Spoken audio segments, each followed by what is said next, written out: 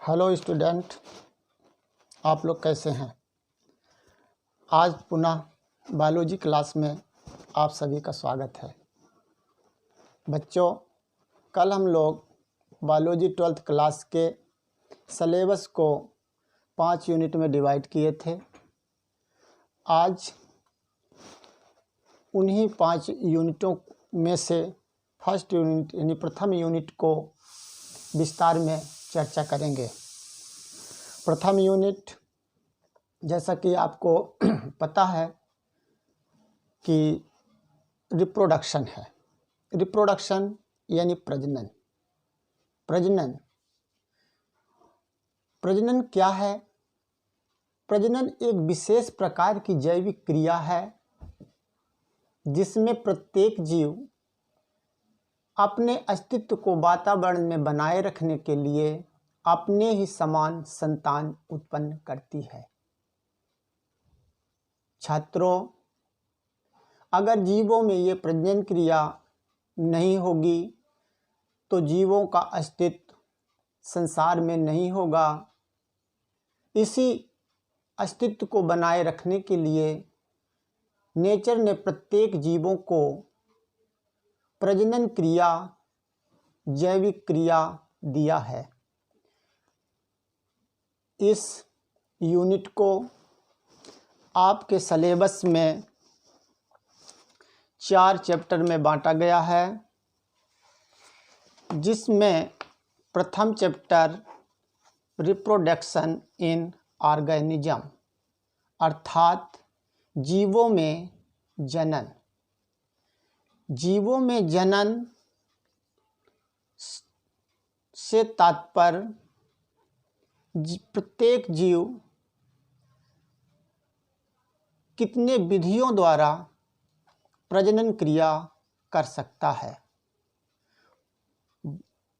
Mostly जीवों में जनन 2 प्रकार के होते हैं, जिसमें प्रथम एसेक्सुअल रिप्रोडक्शन अर्थात अलैंगिक जनन।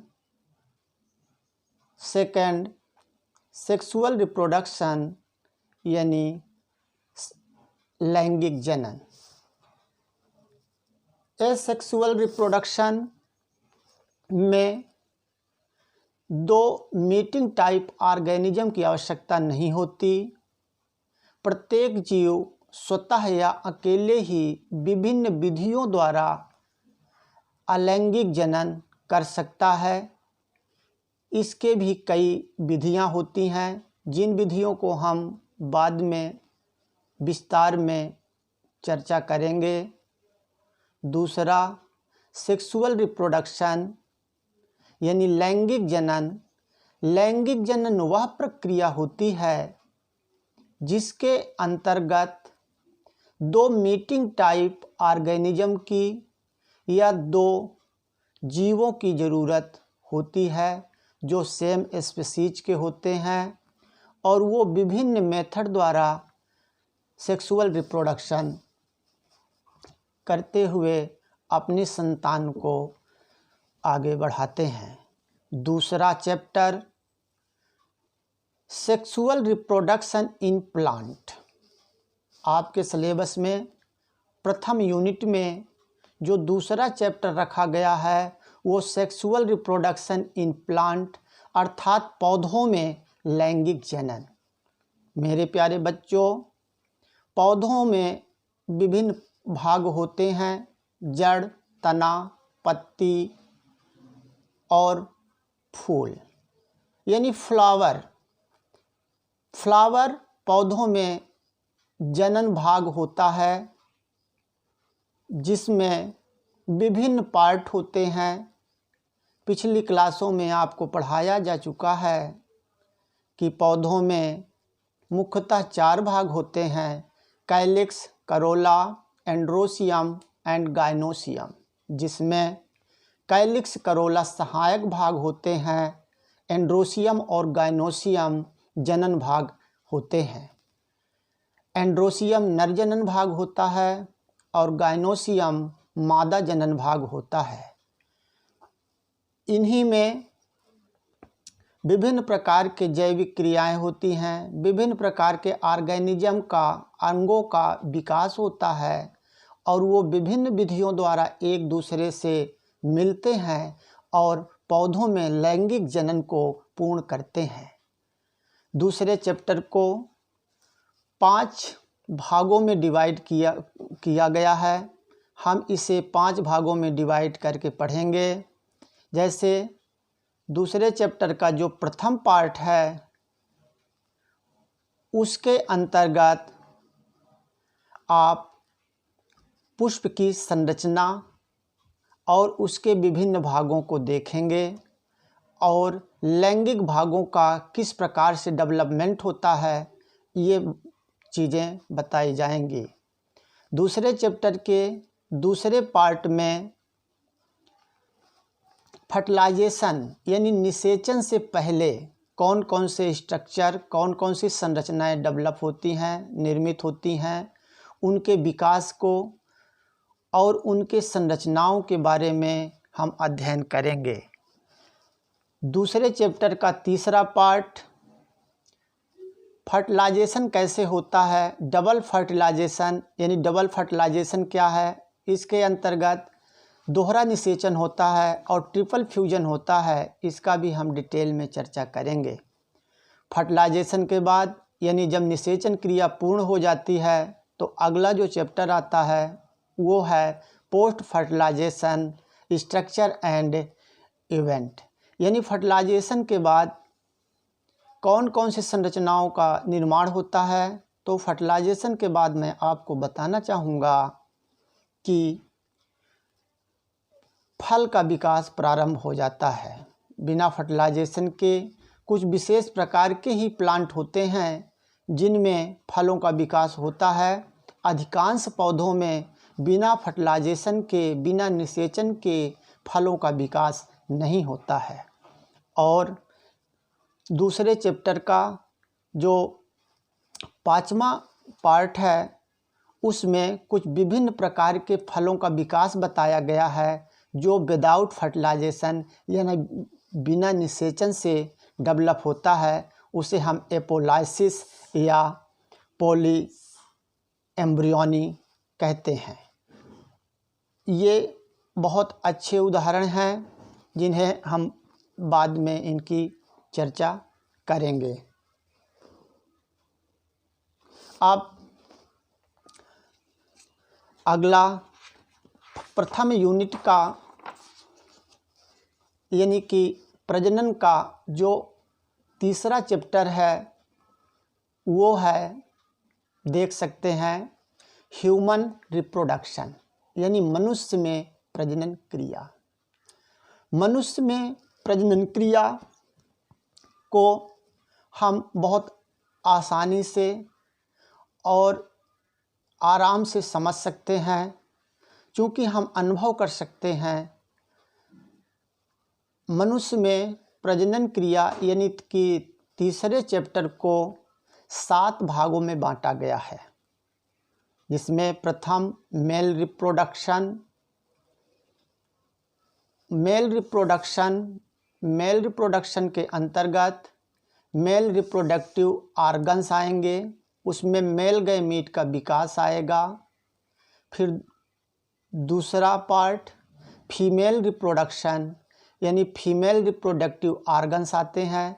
फीमेल रिप्रोडक्टिव ऑर्गन्स के अंतर्गत विभिन्न प्रकार के स्ट्रक्चर होते हैं जिनका हम डिटेल में विस्तार में डायग्राम के साथ आपको बताएंगे। फिर तीसरा जो पार्ट है, तीसरे चैप्टर का तीसरा पार्ट गैमीटोजेनेसिस। गैमीट क्या है? गैमीट युग्मक होते हैं जो मेल में स्पर्म और फीमेल में ओवा के नाम से जाना जाता है और इन्हीं गैमीट के विकास को गैमीटोजेनेसिस कहते हैं। छात्रों, गैमीटोजेनेसिस को हम 2 भागों में बांट सकते हैं। पहला स्पर्म के फॉर्मेशन, स्पर्मेटोजेनेसिस, ये काफ़ी डिटेल प्रोसेस है, इसकी भी हम चर्चा करेंगे। और oogenesis दूसरा, फीमेल में ओवा के निर्माण को oogenesis कहा जाता है, जिसमें अंडे के विकास को दर्शाया जाता है। इसके बाद तीसरे चैप्टर का चौथा पार्ट है मेंस्ट्रुअल साइकिल। मेंस्ट्रुअल साइकिल थोड़ा कठिन टॉपिक है, गूढ़ सब्जेक्ट है। अगर हम डिटेल में इसकी चर्चा करना चाहें तो मेंस्ट्रुअल साइकिल से पहले अक्सर बच्चों हम सब देखते हैं कि जो हमारे आसपास वातावरण में गाय, भैंस, कुत्ते, बकरी, ये पशु दिखते हैं, इनमें रिप्रोडक्शन की क्रिया साल में एक बार या 6 महीने में एक बार या 3 महीने में एक बार होती है। और अर्थात इनकी जब वो साइकिल पूरी हो जाती है तो ये हीट पीरियड में आते हैं और रिप्रोडक्शन के लिए तैयार होते हैं। उस साइकिल को ओस्ट्रस साइकिल कहा जाता है। लेकिन प्राइमेट वर्ग स्तनधारियों में, स्तनधारी आपको पता है, पिछले साल आप लोगों ने पढ़ चुका है कि स्तनधारी वही होते हैं जिसमें एक्सटर्नल ईयर यानी कान का पिन्ना पाया जाए, शरीर में हेयर पाए जाएं और स्तन ग्रंथियां पाई जाएं, मैमरी ग्लैंड पाई जाएं, उन्हें हम स्तनधारी कहते हैं। स्तनधारियों में एक विशेष प्रकार का आर्डर होता है, गण होता है, जिसे हम प्राइमेटा कहते हैं। प्राइमेटा की मेन पहचान होती है, अगर हाथों की उंगलियों को आप गौर से देखें तो अंगूठे और उंगलियों के बीच में यदि 90 अंश का कोण बनता है तो वो प्राइमेट होते हैं। प्राइमेट में मेंस्ट्रुअल साइकिल पाई जाती है और ये मेंस्ट्रुअल साइकिल लगभग 28 दिन में कंप्लीट होती है। 28 दिन के बाद जब ये मेंस्ट्रुअल साइकिल कंप्लीट होती है, उसी बीच में ओवरी से ओवम रिलीज होते हैं और कपुलेशन होने पर फर्टिलाइजेशन होता है। इसकी भी हम चर्चा डिटेल में करेंगे। तीसरे चैप्टर का जो 5वां पार्ट है फर्टिलाइजेशन एंड इम्प्लांटेशन, यानी कि स्पर्म और ओवा के आपस में मिलने की क्रिया को फर्टिलाइजेशन कहते हैं। फर्टिलाइजेशन के बाद जायगोट बनता है और जायगोट फीमेल के फैलोपियन ट्यूब से आकर के उसके गर्भाशय में एम्ब्रियोनिक मेम्ब्रेन से आकर के जुड़ता है, प्लेसेंटा से जुड़ता है, जिसे इम्प्लांटेशन कहते हैं। इसके बाद वहीं पे एम्ब्रियो का डेवलपमेंट शुरू हो जाता है। तीसरे चैप्टर का जो छठा पार्ट होगा pregnancy and embryonic development. Pregnancy means गर्भाशय के अंदर जायगोट का डेवलपमेंट होना, बनना, यानी फर्टिलाइजेशन होना। फर्टिलाइजेशन के बाद जब जायगोट यूटेरस में अटैच हो जाता है तो उसे हम प्रेगनेंसी कहते हैं। इस समय विभिन्न प्रकार के हार्मोनल चेंजेज देखे गए हैं। एम्ब्रियोनिक डेवलपमेंट को मेरे बच्चों कई भागों में, स्टेप में बांट करके पढ़ा जाएगा, जिसमें मारुला, ब्लास्टुला, गैस्टुला स्टेज से होते हुए 3 जर्मिनल लेयर का फॉर्मेशन, यानी कि 3 germ layer, chorion, amnion, yolk sac, placenta आदि लेयर का निर्माण होगा और फिर ऑर्गेनोजेनेसिस होगी। ऑर्गेनोजेनेसिस मतलब विभिन्न प्रकार के जो बॉडी में ऑर्गन्स पाए जाते हैं उनका डेवलपमेंट होगा। इसी प्रकार से मेरे बच्चों तीसरे चैप्टर का जो 7वां पार्ट होगा पार्टिकुलेशन इन लैक्टेशन, यानी कि लैक्टेशन बच्चा का पैदा होना, संसार में आना, प्रथम बार उसको संसार में आँखें खोलना और माँ से अपने पोषण को प्राप्त करना लैक्टेशन कहलाता है। मेरे बच्चों अब हम प्रथम यूनिट के चौथे चैप्टर में पहुंच चुके हैं, जहां पे आप देख सकते हैं चौथे चैप्टर में रिप्रोडक्टिव हेल्थ, प्रजनन स्वास्थ्य के अंतर्गत मेरे बच्चों 4 पार्ट रखे गए हैं, जिसमें प्रथम पार्ट है रिप्रोडक्टिव हेल्थ प्रॉब्लम एंड स्ट्राइसिस, अर्थात रिप्रोडक्शन में कौन कौन सी बाधाएं आती हैं, इनको हम कैसे स्वस्थ रखें और प्रोडक्टिव हेल्थ बनाएं। चौथे चैप्टर का दूसरा पार्ट आप देख सकते हैं population explosion and birth control, यानी कि हमारे देश में पॉपुलेशन बहुत तेज़ी से बढ़ रही है। इस पॉपुलेशन को कंट्रोल करने के लिए विभिन्न प्रकार के मेथड अपनाए जाते हैं, जिन्हें हम डिटेल में चर्चा करेंगे। और तीसरा चैप्टर MTP और STD, इसके अंतर्गत कुछ टेक्निकल बायोलॉजिकल एक्टिविटीज़ आती हैं, जिनका भी हम डिटेल में चर्चा करेंगे।